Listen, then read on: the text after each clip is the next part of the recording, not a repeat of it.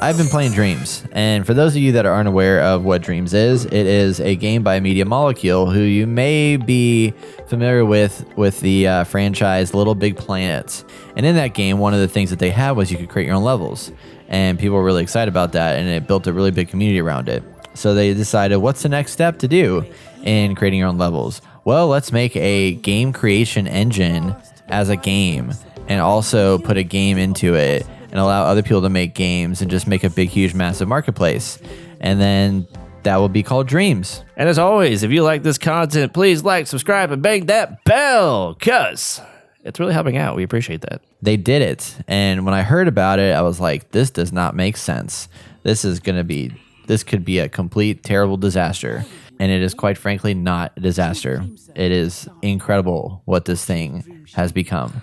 There are two paths to this game. So when you first open it up, you have the option of going either down the Creativerse, which is where you create games, or I think it's called the Gameverse, or the Dreamsverse, and that is where you play the games. And when you go down that path, that's the only path that I'll be reviewing and talking about here, is that path of playing the game. So when you first jump into the game, you're introduced to a tutorial that just gives you the basic mechanics of the game. So you learn how to use what is the center point of a lot of navigation, is this little imp character. So you pick a color for your imp, you pick a style for your imp, and that becomes your mouse cursor. And this game, by default, uses the motion controls in the PlayStation controller. So you move your hand around to position your cursor on the screen, but you can do the fallback and go to using your thumbstick if you want to. But I've just been doing what the way the game's meant to be played and trying that out. So far, it's been pretty good. But when games allow you to take control of the controller beyond that, like, you can still use your standard thumbstick, and that's just whatever the game gives you as a control set, that is what you use for the controls. But the tutorial is really basic, simple. It walked me through some of the mechanics of how the imp can be used from mechanically to like click and hold and grab things to like lift and open them. As you're playing the game, you also have these little orbs that float around in different levels that, if you collect those orbs, they give you materials and items to use in the game creator component. So there's kind of like a progression system in unlocking new pieces and stuff that you can use in your game world. Some of those can be sounds, some of them can be character models, some can be textures, different things like that. I haven't seen any of those yet, but you can tell by the little icons inside the circle what they are. And a lot of that comes through the game that Media Molecule made as a basically first foray into the capabilities of Dreams, which is called Art's Dream. And it is very much a story adventure game centered around this character named Art, who has kind of been wrestling with his inner demons, and is in a jazz band. And basically he screws up relationships with his jazz band and has to basically find himself in his own inner mind through a series of wild, dreamlike landscape things that are metaphors for his inner demons that he's struggling to fight with. It's a 3-hour experience roughly, and it is super, super cool. It started out, I was like, this is fine, this is okay. The character designs are kind of weird. They look like it's almost like wood carved block characters. So like the faces, the textures and stuff looks like they carved out wood, like a Pinocchio thing or something like that. Yeah. But they're once you get into, you kind of like, it makes sense, and it looks really nice with the style. And then one of the Dreams components of it is you are playing these two little characters named like Foxy and Francis or something like that. And Foxy is a little fox that can shoot out these discs from his hands. So you run around in circles and just like hold down right trigger, and it just shoots these discs. And you use those to like knock down wood to like cross a bridge, or you use them to like hit an enemy or whatever it might be. And then there's Francis, who has a big hammer, and you go around and like hit a hammer and use that to like knock down stuff or hit enemies or whatever you need to do. So that's like one component, and your goal is to release this dragon that's locked up by this bad guy named like Thimblebeak or something like that, and he's an evil person, which is Art's inner demon that you're trying to get after. And then throughout the course of the game, you're progressing towards closer and closer to unlocking the dragon, which is, I guess, your good side of yourself, and using that to then fight off your demons that are possessing you. So it starts out as like just a light platformer, and then slowly progresses into more and more combat and action situations, to the point, like the last little bit, I don't want to give it away, but I literally like was driving, flying, shooting, playing a side-scrolling shooter, kind of like Galaga, doing literal fighting, like RPG type fighting, or not RPG stuff, but like action adventure fighting stuff. Like so many different things all strewn together, seamlessly flowing from one to the other to the final epic climax, where it was, I felt like I was playing Alan Wake, because then it just goes into this like trippy sensation, and I was like, where the fuck did this come from? All built in Dreams. Like all of it is done with the tools inside Dreams. So they wanted to make sure that it was 100% done with their tools to showcase the power of Dreams. And it had voice acting, it had dialogue choices, there was a point and click adventure component to it that you could do with art, and you know, that sometimes you use the imp to like pull open things to like research and investigate things inside of a trunk or in the game world or whatever. And then you jump into the RPG, the action adventure game, and then you jump into the platformer, and then you jump into the racing part, and you're just like all over these different gameplay mechanics in like this 1 3-hour span of stuff. And then after that, they're like, okay, now you've played Art's Dream. Now we're going to introduce you to the world of Dreams. Right. And now you're exposed to all the character creations and everything that people have made. So the way it kind of operates is you have a big menu, and they have different categories based on, you know, fan favorites, the most highly rated titles. There's a search feature, there's a filter feature. They have tags based on whether they're single player, multiplayer. Some of them are just like art scenes. Others are movies that you can like kind of like mini movies you can watch. All these different things, and you kind of decide what type of person you're going to be, whether it be a creator, a player, or a curator. So curators, their big focus in the game is going to be liking, sharing, and promoting other people's content. Players are just like, as it is, like playing lots of stuff. And jumping into a game is super easy and seamless, and just like there's all this cool animation on the screen that is so smooth and simple and like just gorgeous as you navigate through. So it's not like they just put like a grid of things up here. Like everything has like little animation and like curved lines with like glowing like lights around them to just give it this dreamlike sensation. But you jump into a game, you click play, it goes straight into it. There's like hardly any loading screens with any of these games. You have a control scheme with every one that you play. So I played Super Mario.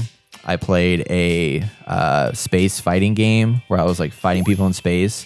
I played a mini golf game like Golf It.